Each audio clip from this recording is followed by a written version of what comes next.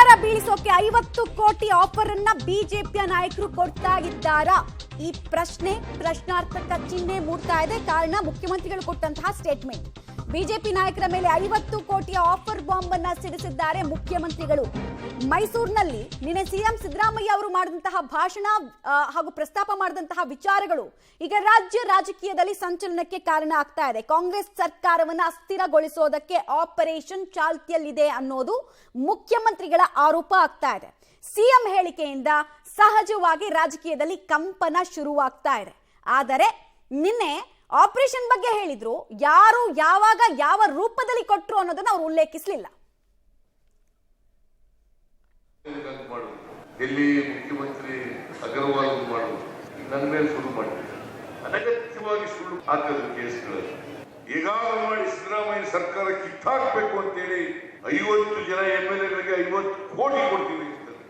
ನಮ್ಮ MLA-ಗಳು ಯಾರು ಕೂಡ ಒಪ್ಪಲಿಲ್ಲ, ಹೋಗ್ತಿದ್ರು. ಅದಕ್ಕೆ ಶುರು ಮಾಡೋದು ಹೆಂಗಾರು ಮಾಡಿ ಸಿದ್ದರಾಮಯ್ಯ ಬಡದು ಅಧಿಕಾರ ತೆಗೆದುಹಾಕಿ ಏನಾರ ಮಾಡ್ತಾರೆ. ನಮ್ಮ ಕರ್ನಾಟಕದ ಜನ ನನ್ನನ್ನು ಮುಟ್ಟಿದರೆ ಸುಮ್ಮನೆ ಬಿಡಲ್ಲ ಅಂತ ಹೇಳಿದ್ರು.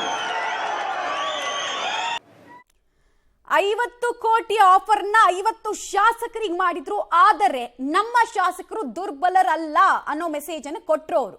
ಬಟ್ ಯಾರು ಮಾಡಿದ್ರು, ಯಾವ್ಯಾವ ಸಂದರ್ಭದಲ್ಲಿ ಈ ಪ್ರಯತ್ನ ಆಯ್ತು ಅನ್ನೋದನ್ನ ಅವರಲ್ಲಿ ಉಲ್ಲೇಖ ಮಾಡಿರ್ಲಿಲ್ಲ. ಬಹುಶಃ ಅದನ್ನು ಅವ್ರು ಹೇಳ್ಬಿಟ್ಟಿದ್ರೆ ಅವರ ಹೇಳಿಕೆಗೆ ಇನ್ನಷ್ಟು ಅಧಿಕೃತತೆ ಇರ್ತಾ ಇತ್ತು. ಮತ್ತೆ ಬಿಜೆಪಿ ಮೇಲೆ ಇಂಥ ಆರೋಪಗಳು ಕೇಳಿ ಬರ್ತಾ ಇರೋದು ಇದು ಫಸ್ಟ್ ಟೈಮ್ ಅಲ್ಲ. 2008-09ರಿಂದ ನಾವು ಆಪರೇಷನ್ ಎಕ್ಸ್ಪರ್ಟ್ಸ್ ಏನೇನು ಮಾಡಿದ್ದಾರೆ, ಅಧಿಕಾರಕ್ಕೆ ಬರುವಲ್ಲಿ ಬಿಜೆಪಿ ಆಯ್ಕೆ ಮಾಡಿಕೊಂಡಂತಹ ದಾರಿಗಳು ಯಾವ್ದು ಅಂತ ಕರ್ನಾಟಕ ಸೇರಿದಂತೆ ದೇಶದ ವಿವಿಧ ರಾಜ್ಯಗಳಲ್ಲಿ ರಾಜಕಾರಣವನ್ನ ಹತ್ತಿರದಿಂದ ನೋಡ್ಕೊಂಡು ಬಂದವರು ನೋಡಿದ್ದಾರೆ. ಸೊ ಆರೋಪ ಮಾಡಿದ್ದಾರೆ. ಬಟ್ ಅಧಿಕೃತತೆ ಬೇಕಲ್ವಾ ಎಲ್ಲದಕ್ಕೂ. ಡೀಟೇಲ್ಸ್ ಕೊಡ್ತಾರೆ ಕೆಪಿ ನಾಗರಾಜ್. ಬಹಳ ಇಂಪಾರ್ಟೆಂಟ್ ಆಗಿರುವಂತಹ ಪ್ರಶ್ನೆ, ಇಷ್ಟು ಗಂಭೀರ ಆರೋಪ ಮಾಡಬೇಕಾದ್ರೆ ಯಾರು ಯಾರಿಗೆ ಯಾವ ರೂಪದಲ್ಲಿ ಕೊಟ್ರು ಅಥವಾ ಮಾಡಿದ್ರು ಅನ್ನೋ ವಿಚಾರಗಳನ್ನ ಸ್ಪಷ್ಟಪಡಿಸ್ಬಿಟ್ಟಿದ್ರೆ ಅವರ ಮಾತಿಗೆ ಇನ್ನಷ್ಟು ತೂಕ ಇರ್ತಾ ಇತ್ತು ಮತ್ತು ಅಧಿಕೃತತೆ ಅನ್ನೋದು ಒಂದು ಬರ್ತಾ ಇತ್ತು ಅಂತ ಕೂಡ ಮಮತಾ. ಅದರಲ್ಲೂ ಕೂಡ ಮುಖ್ಯಮಂತ್ರಿಗಳು ಆಡ್ತಾ ಇರುವಂತಹ ಮಾತಿದು. ಇದು ಯಾರೋ ಒಬ್ಬ ಶಾಸಕರು ಅಥವಾ ಮಂತ್ರಿಗಳು ಆಡ್ತಾ ಇರುವಂತಹ ಮಾತಲ್ಲ. ಒಬ್ಬ ಮುಖ್ಯಮಂತ್ರಿಗಳು ಆಡ್ತಾ ಇರುವಂತಹ ಮಾತು. ತಮ್ಮ ಪಕ್ಷದಲ್ಲಿರುವಂತಹ ಒಟ್ಟು 50 ಜನ ಶಾಸಕರಿಗೆ ಒಬ್ಬೊಬ್ಬರಿಗೆ ತಲಾ 50 ಕೋಟಿ ರೂಪಾಯಿ ಹಣವನ್ನು ಆಫರನ್ನು ಮಾಡಲಾಗಿತ್ತು. ಅಂದರೆ ಆಪರೇಷನ್ ಕಮಲಕ್ಕೆ ಈ ಒಂದು ಪ್ರಯತ್ನವನ್ನು ಮಾಡಲಾಗಿತ್ತು ಅನ್ನುವಂಥದ್ದನ್ನು ಭಾಳ ನಿಖರವಾದಂತಹ ಧ್ವನಿಯಲ್ಲಿ ನಿನ್ನೆ ಮುಖ್ಯಮಂತ್ರಿಗಳು ಮಾತನಾಡಿರುವಂಥದ್ದು. ಇದೇನು ಫ್ಲೂಕಲ್ಲಿ ಬಂದಂತಹ ಮಾತಲ್ಲ ಅಥವಾ ಬೈ ಮಿಸ್ಟೇಕ್ ಆಗಿ ಬಂದಂತಹ ಮಾತಲ್ಲ. ಬಹಳ ಜವಾಬ್ದಾರಿಯುತ ಸ್ಥಾನದಲ್ಲಿರುವಂತಹ ಸಿದ್ದರಾಮಯ್ಯನವರು ಬಹಳ ಜವಾಬ್ದಾರಿಯುತವಾಗಿ ಈ ಮಾತನ್ನು ಆಡಿದ್ದಾರೆ. ಆದರೆ ನೀವು ಹೇಳಿದಂಥ ರೀತಿಯಲ್ಲಿ ಇನ್ನೊಂದು ಹೆಜ್ಜೆಯನ್ನು ಮುಖ್ಯಮಂತ್ರಿಗಳು ಮುಂದುವರಿಬೋದಾಗಿತ್ತು.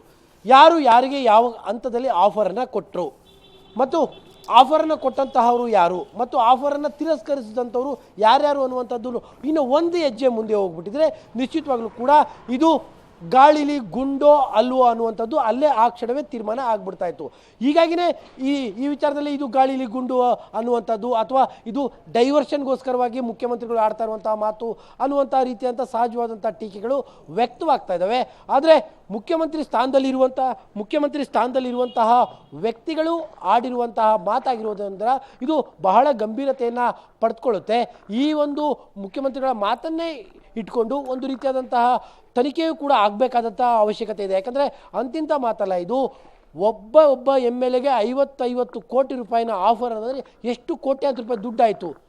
ಆ ದುಡ್ಡನ್ನು ಯಾರು ಸಿದ್ಧ ಮಾಡ್ಕೊಂಡಿದ್ದಾರೆ, ಯಾರು ಯಾರನ್ನು ಖರೀದಿ ಮಾಡೋದಕ್ಕೆ ಸಿದ್ಧರಾಗಿದ್ದಾರೆ ಅನ್ನುವಂಥದ್ದು ಕೂಡ ಬಹಳ ಮುಖ್ಯವಾಗುತ್ತೆ. ಹಾಗಾಗಿ ರಾಜ್ಯ ರಾಜಕೀಯದ ಮಟ್ಟಿಗೆ ಈ ಒಂದು ಹೇಳಿಕೆ ಸಂಚಲನವನ್ನೇ ಈಗ ಮೂಡಿಸ್ತಾ ಇದೆ. ಮಮತಾ. ಧನ್ಯವಾದ ಕೆಪಿ ನಾಗರಾಜ್ ತಮ್ಮ ಮಾಹಿತಿಗಾಗಿ. 136 ಶಾಸಕರ ಬೆಂಬಲ ಇರುವಂತಹ ಸರ್ಕಾರ, ದಷ್ಟಪುಷ್ಟ ಸರ್ಕಾರ, ಸುಭೀಕ್ಷ ಸರ್ಕಾರವನ್ನು ಅಸ್ಥಿರಗೊಳಿಸುವ ಪ್ರಯತ್ನವನ್ನ ಬಿಜೆಪಿ ಮಾಡ್ತಾ ಇದೆ ಅನ್ನೋದು ಮುಖ್ಯಮಂತ್ರಿಗಳ ಮಾತು. ಆದ್ರೆ ಇದು ಡೈವರ್ಟ್ ಟ್ಯಾಕ್ಟಿಕ್ಸ್ ಅನ್ನೋದು ಬಲ್ಲವರ ಮಾತು.